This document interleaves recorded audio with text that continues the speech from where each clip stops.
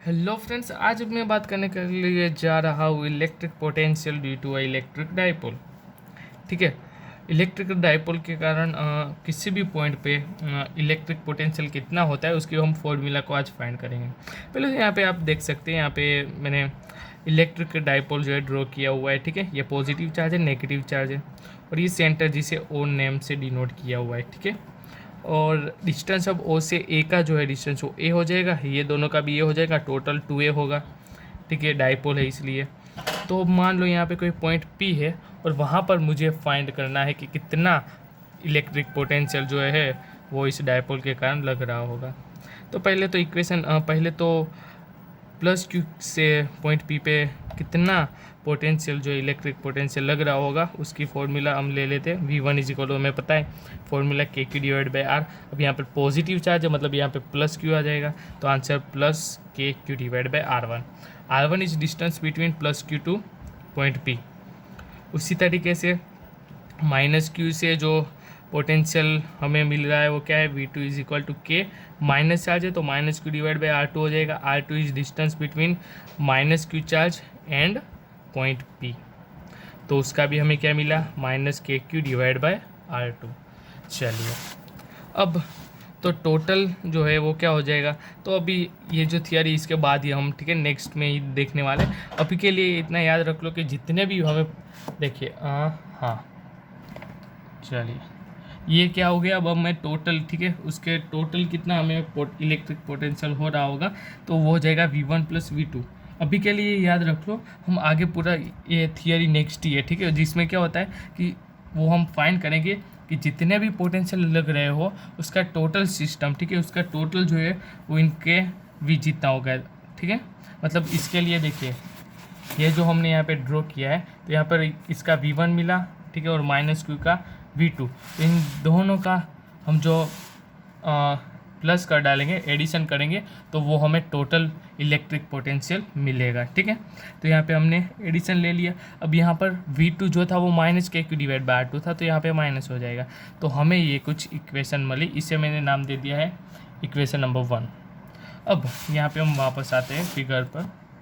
देखिए यहाँ पे मान लो इस OA के परपेंडिकुलर में कोई ऐसी लाइन बनाता हूँ कि जो प्लस Q में से निकलती हो। तो देखिए यहाँ पे जो ये लाइन बने, जो इससे क्या है, परपेंडिकुलर 90 का एंगल बना रही है। अब इसे मैंने नाम दे दिया पॉइंट A कि जहाँ पे वो टच हो रही है, तो ये हो गया AO AN। ठीक है, तो अब इस ट्राइंगल यहाँ पे देख रहे हैं आप, ट्राइंगल बन रहा है ANO। ये तो एंगल जो है वो हो जाएगा 90, और ये जो है मैंने नेम दिया हुआ है थीटा। ठीक है, अब इस थीटा के लिए मान लो हम क्या करेंगे, देखिए यहाँ पर हम कर रहे हैं कोस थीटा। ठीक है, तो यहाँ पे देखिए, यहाँ पे कोस थीटा लेंगे तो cos theta is equal to क्या होगा, ON। ठीक है, ये जो बेस है वो मल्टीप्लाई बाय ये लाइन A। ठीक है, ये 90 वाला है तो ये उसके सामने वाली आएगी। ठीक है ना, तो देखिए क्या बना यहाँ पे, ON डिवाइड बाय OA। अब ON यहाँ पर क्या है, OA, इस ON को समझना बहुत ज़रूरी है। ठीक है, इस R1 को जब मैंने यहाँ परपेंडिकुलर रखा तो इसकी जो वैल्यू है इतनी A से N से P की, वो R1 जितनी होगी। तो मुझे ये छोटा सा कट चाहिए, तो वो कितना होगा, OP माइनस NP होगा। ठीक है, तो अब ये OP क्या है, OP टोटल है R माइनस ये NP जो कितना है, R1 जितना है, तो ये क्या हो गया, R माइनस R1, और डिवाइड बाय है O है, मतलब A है। ठीक है, देखिए यहाँ पे ये जो है पूरा A है। ठीक है, ये O है, तो ये हमने यहाँ पे लिख दिया। तो अब यहाँ पर A यहाँ पे आ गया। चलिए, बहुत बढ़िया। R1 को मैंने ले लिया, R को वहाँ पे जाने दिया, R1 को यहाँ पे ले लिया, एक कोस थीटा जो यहाँ पे आ गया, वो भी कर सकते हैं। ठीक है, ओवरऑल हमें ये इक्वेशन मिल गई है।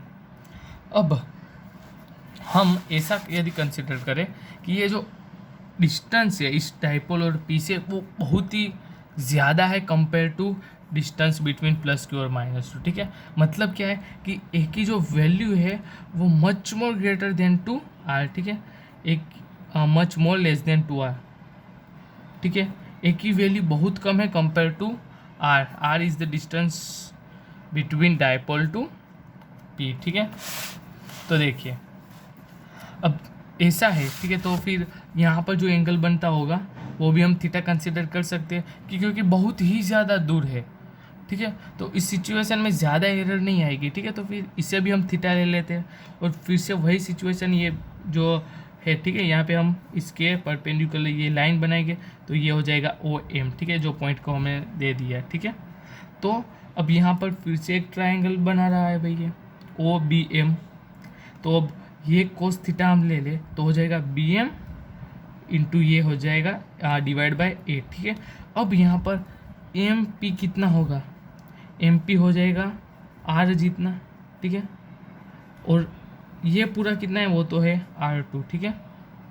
तो अब ये टोटल माइनस ये आर हम माइनस कर डालेंगे, मतलब आर टू माइनस आर होगा यहाँ पे, तो हमें ये पूरा बी एम मिलेगा, ठीक है। तो देखिए वही हमने यहाँ पर किया, R two minus R one, ठीक है, आर वन क्या सॉरी आर है बीच वाला, डिवाइड बाय ए। तो अब यहाँ पे हो जाएगा R two minus R is equal to A cos theta. R two को हमने मेन ले लिया तो is equal to R plus A cos theta में मिल गया है। अब ये इक्वेशन नंबर 3 हो गई, ये इक्वेशन नंबर 2 हो गई, और ये थी इक्वेशन नंबर 1 जिसमें हमें R1 और R2 की जो वैल्यू है वो इक्वेशन 2 और 3 में दिखाई दे रही है। R1 की वैल्यू है, ये R2 की वैल्यू है। इस दोनों को हम इक्वेशन नंबर 1 में पुट कर देते हैं, ठीक है। तो हमें क्या मिलेगा यहाँ पे, अकॉर्डिंग इक्वेशन 1, 2 एंड 3, देखिए हमें क्या मिला यहाँ पे, v इज इक्वल टू के क्यू। अब r की वैल्यू जो थी हम वो क्या है यहाँ पे ऊपर r minus A cos theta, तो यहाँ पे मैंने वो पुट कर दिया। उसी तरीके से R2 की है r plus A cos theta, वो भी यहाँ पे मैंने पुट कर दी। अब ये क्रॉस में ले गए हम, ठीक है, तो ये हो जाएगा r plus A cos theta, minus के अंदर ये आएगा r minus A cos theta. अब यहाँ पे देखो इस माइनस को यदि मैं अंदर ले जाऊँ तो ये प्लस r है वो माइनस हो जाएगा, और ये माइनस है वो प्लस हो जाएगा, ठीक है। तो अब ये प्लस प्लस तो plus A cos theta plus A cos theta हो जाएगा 2 ए कोस थीटा, और ये r plus R minus R cancel हो जाएंगे, ठीक है, ये हो जाएगा कैंसिल और ये हो जाएगा कैंसिल, और ये दोनों प्लस होकर हो जाएगा 2 ए कोस थीटा, ठीक है। ये ऊपर की नीचे क्या हो रहेगा, अब R minus A cos theta है into R plus A cos theta है, तो ये तो कहीं पे देखेला देखेला लग रहा है कि A into B A minus B A plus B, तो हो जाएगा A square minus B square. तो यहाँ पे क्या हो जाएगा R square minus A square into cos square theta, ठीक है ना। चलिए देख लेते हैं क्या यही हुआ। हाँ भाई देखो ऊपर हो गया 2 A cos theta divide by R square minus A square into cos square theta, चलिए यही हुआ। अब यहाँ पर हमने जो पहले ही कहा था R much more greater than A है, ठीक है। अब आर देखिए यहाँ पे समझिए, यहाँ पे क्या है आर की वैल्यू ए से क्या है बहुत ही ज़्यादा बड़ी है, ठीक है, मतलब ये बहुत ही छोटा है।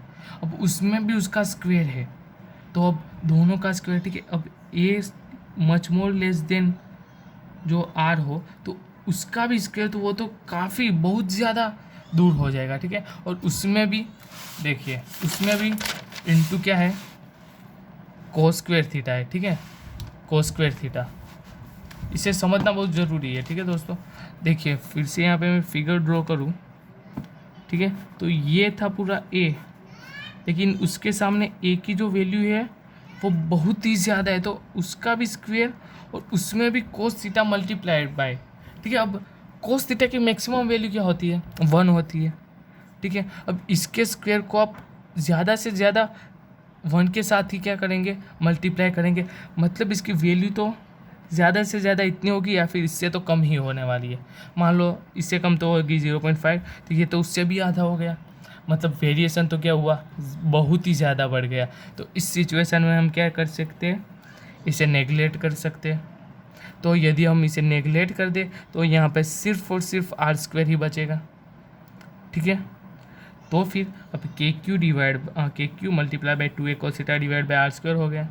अब यहाँ पे 2 ए क्यू क्या होता है, 2 ए क्यू इज इक्वल टू होता है पी, ठीक है,